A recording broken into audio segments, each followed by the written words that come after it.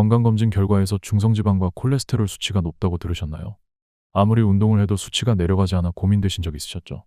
사실 혈액 속 지방 수치는 단순히 기름진 음식을 줄인다고 해결되지 않습니다. 우리가 매일 먹는 이것 때문에 중성지방이 쌓이고 콜레스테롤이 높아지고 있었던 거죠. 오늘 영상에서는 혈액 속 중성지방과 콜레스테롤이 높아지는 진짜 이유와 40대 이후 우리가 반드시 바꿔야 할 식습관에 대해 자세히 알려드립니다.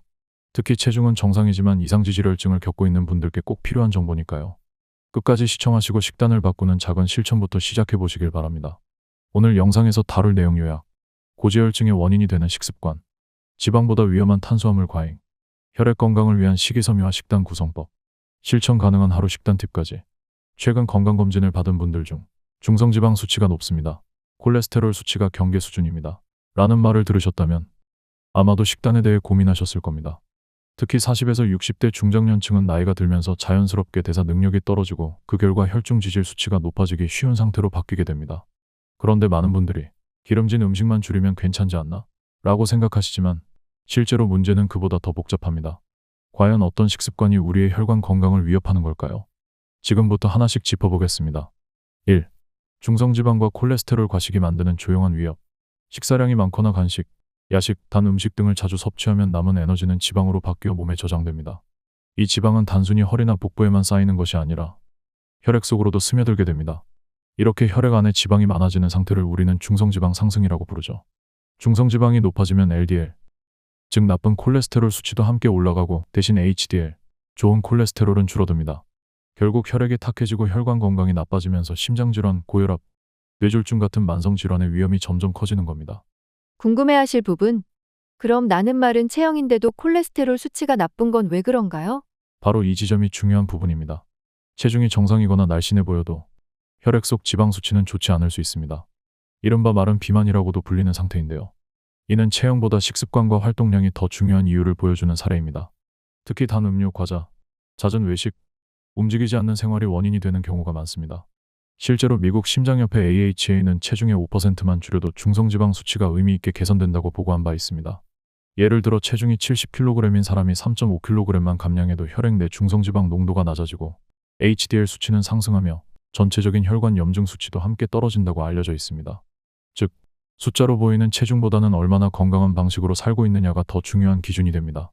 중성지방과 콜레스테롤이 높게 나왔다면 단순히 체중을 보고 안심할 것이 아니라 생활 습관 전반을 다시 점검해보는 것이 필요합니다. 2. 지방보다 더 위험한 탄수화물 과잉. 고지혈증 하면 대부분 기름진 음식, 고기, 튀김 등을 먼저 떠올리실 겁니다. 물론 포화지방의 과도한 섭취는 혈관 건강에 해롭습니다. 하지만 최근 연구들은 한 가지 중요한 사실을 지적하고 있습니다.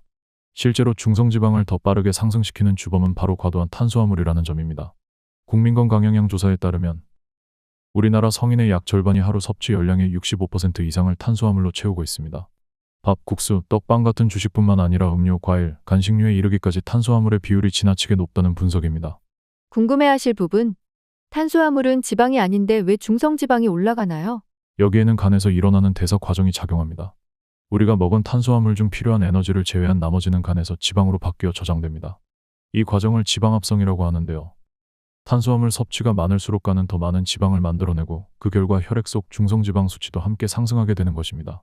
특히 문제가 되는 건 당이 높은 음식입니다.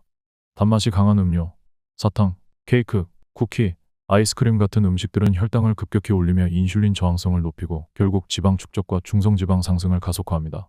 더 큰 문제는 이런 음식들을 간식으로 여기기 때문에 식사로 인식하지 않고 먹게 된다는 점입니다.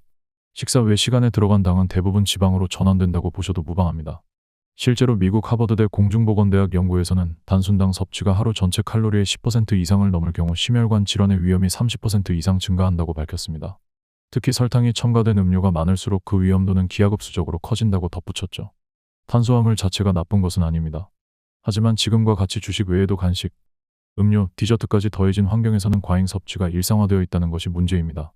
혈액 속 중성지방 수치를 낮추고 싶다면 기름을 줄이기보다 먼저 탄수화물의 양과 질을 점검해보는 것이 우선입니다. 3. 포화지방과 트랜스지방 반드시 줄여야 할 음식들.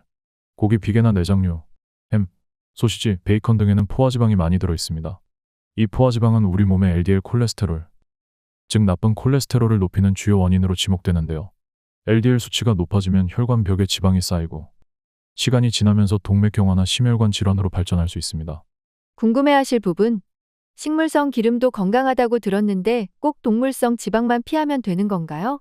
사실 식물성 기름이라고 해도 조리 방식에 따라 문제가 될 수 있습니다. 특히 튀김 요리처럼 고온에서 기름을 반복해서 가열하게 되면 식물성 기름에서도 트랜스 지방이 생성될 수 있기 때문입니다.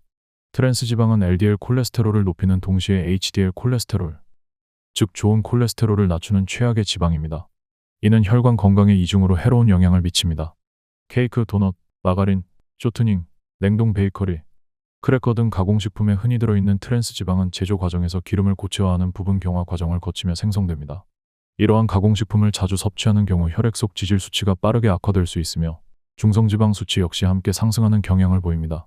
실제로 세계보건기구 WHO는 트랜스 지방 섭취를 하루 열량의 1% 미만으로 제한할 것을 권장하고 있으며 일부 국가는 아예 식품에 사용하지 못하도록 금지하고 있습니다. 우리나라에서도 점차 규제가 강화되고는 있지만 여전히 가정이나 외식에서 튀김 기름을 반복 사용하는 경우가 많아 주의가 필요합니다. 튀김 요리를 좋아하신다면 기름을 여러 번 재사용하지 않고 되도록 한 번 사용 후 버리거나 에어프라이어 같은 조리법으로 대체하는 것이 좋습니다. 또한 튀김보다 삶거나 찌는 조리법을 활용하면 중성지방과 콜레스테롤 수치를 낮추는 데 큰 도움이 됩니다. 4. 식이섬유와 불포화지방 혈관을 지키는 음식들. 지방이라고 해서 모두 나쁜 것은 아닙니다. 우리 몸에는 꼭 필요한 좋은 지방도 존재합니다. 대표적인 예가 바로 오메가3 지방산인데요. 고등어, 연어, 참치 같은 등푸른 생선에 풍부하게 들어있으며 염증을 줄이고 혈액을 맑게 만들어 심혈관 건강을 보호하는 역할을 합니다. 궁금해하실 부분. 식물성 기름은 괜찮다고 하던데 어떤 것을 선택해야 하나요? 불포화지방산은 동물성 지방과 달리 상온에서 액체 상태를 유지하며 혈중 HDL 콜레스테롤, 즉 좋은 콜레스테롤을 증가시키는 데 도움을 줍니다. 올리브유, 들기름, 아보카도, 견과류에 함유된 지방이 바로 여기에 해당됩니다. 하지만 아무리 좋은 지방이라도 열량은 높기 때문에 하루 한두 숟가락 정도로 적절히 사용하는 것이 좋습니다. 이와 함께 반드시 챙겨야 할 것이 식이섬유입니다. 식이섬유는 장에서 콜레스테롤이 흡수되는 것을 방해하고 담즙산과 함께 콜레스테롤을 체외로 배출하는 기능을 합니다. 실제로 미국 심장협회 AHA에서는 하루 최소 25g 이상의 식이섬유를 섭취할 것을 권장하고 있으며 특히 수용성 식이섬유는 LDL 콜레스테롤 수치를 낮추는 데 더욱 효과적이라고 밝혔습니다. 통곡물, 해조류, 버섯류, 시래기, 브로콜리, 사과, 배 같은 과일에는 식이섬유가 풍부하게 들어있으며 가공이 덜 된 자연식품 위주의 식단이 중요합니다. 아침 식사에 통밀빵이나 귀리를 포함하고 점심과 저녁에는 채소 반찬과 미역국 같은 해조류 요리를 곁들이는 식단 구성이 이상적입니다. 또한 콩, 두부, 병아리콩 같은 식물성 단백질을 섭취하면 포화지방 섭취를 자연스럽게 줄이는 데 도움이 됩니다. 예를 들어 햄이나 소시지 대신 두부조림이나 콩나물 무침을 반찬으로 선택하면 혈액 속 지질 수치를 관리하는 데 긍정적인 변화를 가져올 수 있습니다. 5. 실천 팁. 하루 식단에서 바꿔야 할 것들. 혈중 중성지방과 콜레스테롤 수치를 조절하기 위해 식단을 바꾸고 싶지만 어떻게 시작해야 할지 막막하신 분들도 많으실 겁니다. 가장 중요한 건 하루 3끼의 균형을 맞추는 것이고 그 안에서 조금씩 탄수화물은 줄이고 단백질과 식이섬유, 불포화지방을 늘리는 방향으로 조절하는 것입니다. 예를 들어 볼게요. 아침 귀리죽 한 그릇에 바나나 반 개, 삶은 달걀 1개. 귀리는 수용성 식이섬유인 베타글루칸이 풍부해 혈중 콜레스테롤을 낮추는 데 도움이 되고 바나나는 혈압 조절에 중요한 칼륨도 제공합니다.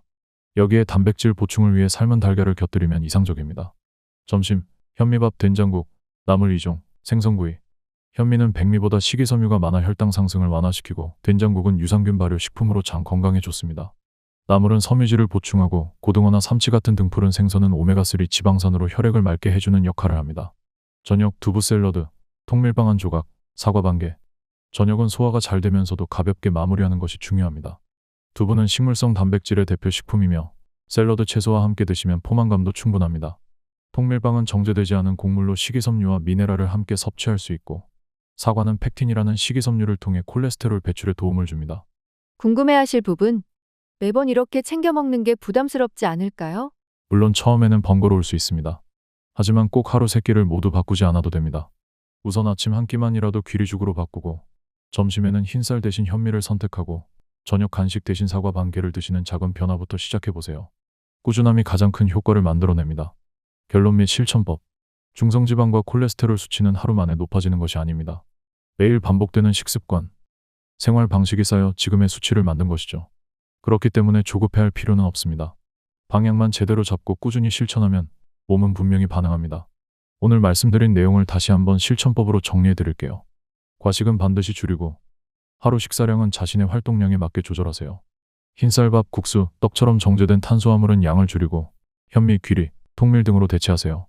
단순당이 많이 들어간 간식류와 음료는 되도록 피하고 과일도 하루 한두 조각 이내로 제한하세요. 육류는 지방이 적은 부위 위주로 햄이나 소시지보다는 생고기 또는 생선 섭취가 좋습니다. 튀김과 같은 고온 조리 음식은 줄이고 찌개, 굽기, 삶기 같은 조리법으로 바꿔보세요. 통곡물, 해조류, 나물, 콩류, 두부 등 식이섬유와 식물성 단백질이 풍부한 식품을 몇 끼 포함시키세요. 생선은 주 2회 이상, 특히 등푸른 생선은 오메가3 섭취에 도움을 줍니다. 국가건강검진에 포함된 지질 검사 외에도 고지혈증 가족력이 있거나 40세 이상이라면 2년에 한 번 혈액 검사를 권장합니다.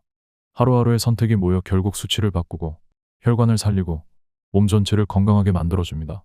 오늘 영상이 도움이 되셨다면 좋아요와 구독 꼭 눌러주세요. 그리고 여러분은 중성지방이나 콜레스테롤 수치를 낮추기 위해 어떤 노력을 하고 계신가요? 혹시 체중을 감량한 경험이나 식단을 바꿔서 효과를 보신 일이 있다면 댓글로 함께 나눠주세요. 그 경험이 누군가에게는 큰 힘이 될 수 있습니다. 혈액은 우리 몸을 순환하며 생명을 유지해주는 강과 같습니다. 그 강이 탁해지면 어느 한 구석부터 문제가 생기기 시작하죠. 하지만 지금부터라도 조금씩 바꿔 나가면 다시 맑고 건강한 흐름을 만들 수 있습니다. 오늘도 함께 해주셔서 감사합니다. 지금까지 일반인의 매일 건강이었습니다.